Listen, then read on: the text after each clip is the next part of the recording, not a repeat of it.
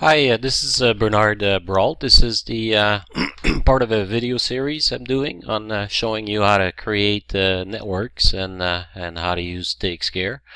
Last video we did is we created a subring number 6 right here. It's highlighted in blue, and that's this one right there. And it was part of a bigger LAN system that's composed of the main ring in darker blue here, and has these different subrings. So this was a ring number 1, subring number 2, 3, 4, 5, 6, 7.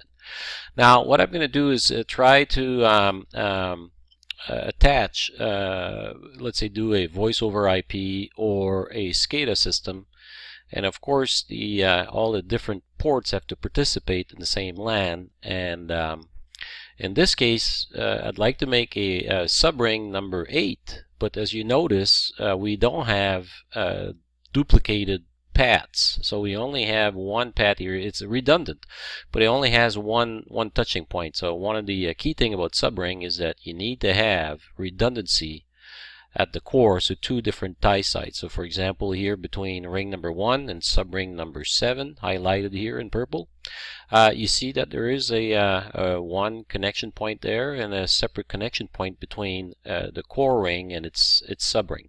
And that's not the case here for this particular ring number 8 here.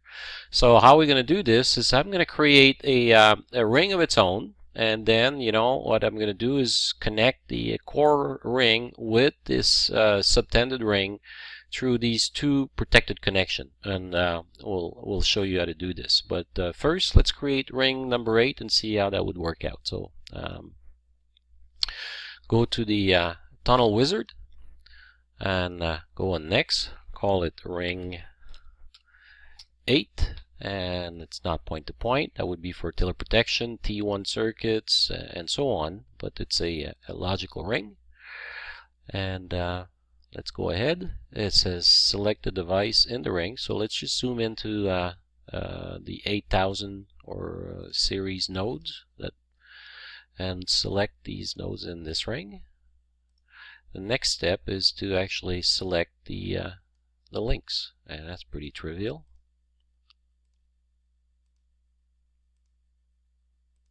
There you go. And it's asking for a ring break. So let's select between 810 and its neighbor 8020. The labels are assigned for you. And here's a summary of what we're doing, and we're done here.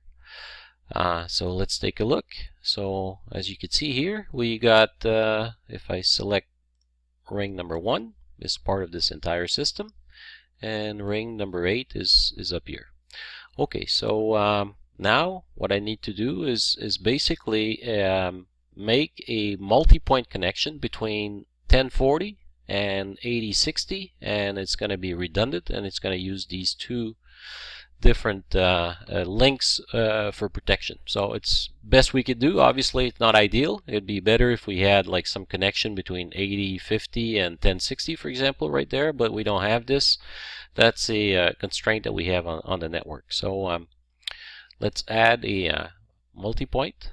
And the reason why I'm adding a multi-point is because I can make services that use two separate rings and connect these two rings via a multi-point service. Alright, so we're going to call this, hang on, this is ring, let's say 1 node 1040 8060. So 1040 tie, let's call it a tie 1040 to 8060. There you go. So this would be a multi-point with protection, and it's basically between 1040 and 8060. Let's click on next. The primary link, and that link is going to have a 1-for-1 protection, and the 1-for-1 protection for this link is going to be this one right there. Alright, next. Revertive, and so on, and next, and we're done. Alright, So let's take a look at this. So what do we have so far? So far we have the main ring that consists of a main core ring with a number of sub-rings, as you can see, and then finally we got ring number 8, and we got another tunnel here, which is the protected multi-point tie sites.